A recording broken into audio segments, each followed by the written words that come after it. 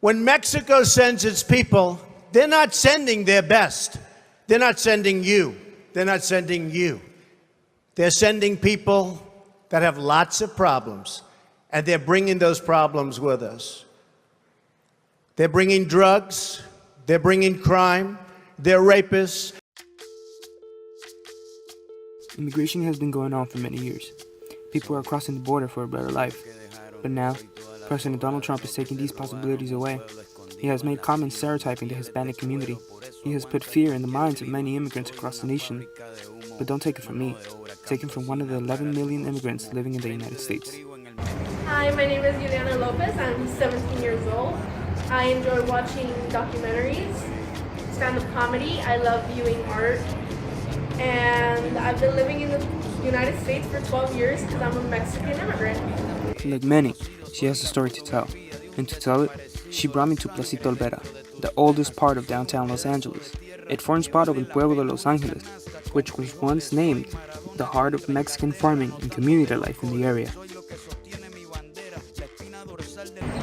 So why did your family decide to move to the United States?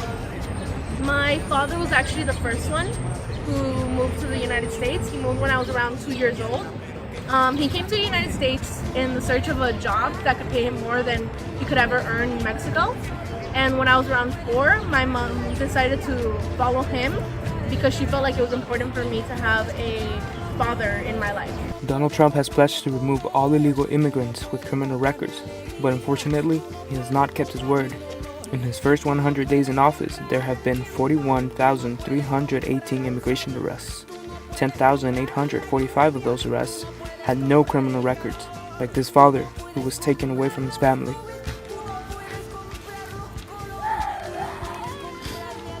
You Trump supporters happy? And my 9-year-old niece getting her father taken away from her.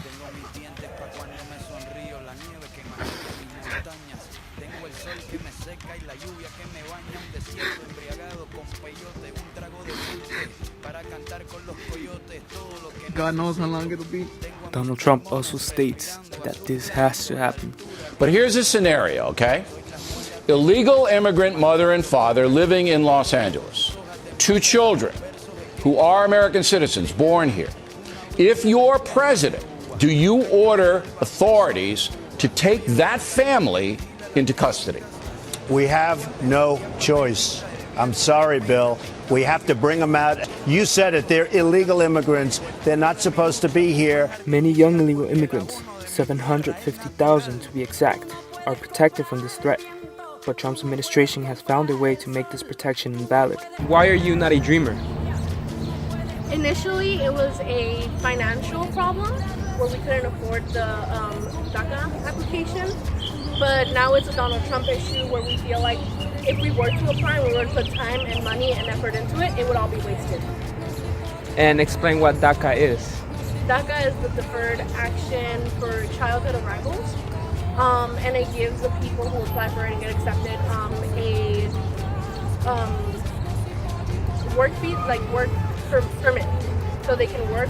Because right now you can't work unless you have a social security number, which a lot of people go around that in different ways, but this is a way to do it legally. This morning, Secretary Napolitano announced new actions my administration will take to mend our nation's immigration policy, to make it more fair, more efficient, and more just, specifically for certain young people, sometimes called dreamers. Now, these are young people who study in our schools, they play in our neighborhoods, they're friends with our kids, they pledge allegiance to our flag. Many immigrants in this nation live with constant fear of deportation. In a survey I created, 51.3% carry this fear. Living in the United States as an immigrant is difficult. Finding the place you belong seems close to impossible. How has it been growing up as an immigrant in the United States? Growing up as an immigrant, from a very young age, I understood that I was different. And growing up, I also understood that I was not wanted here.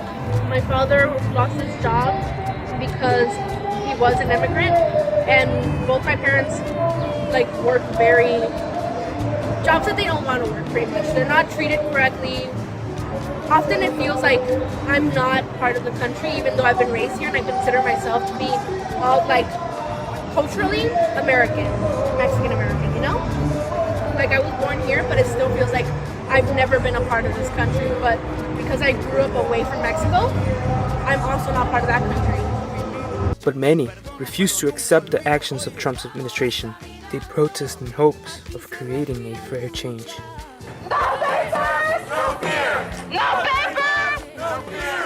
Maybe if Donald Trump saw immigrants as an opportunity to diverge the American culture, he would not have these thoughts. But sadly, that's not the case.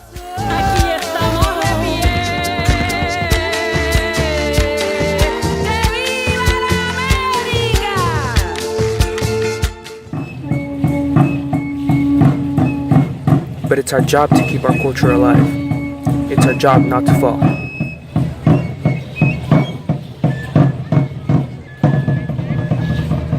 This is the impact of Donald Trump on us.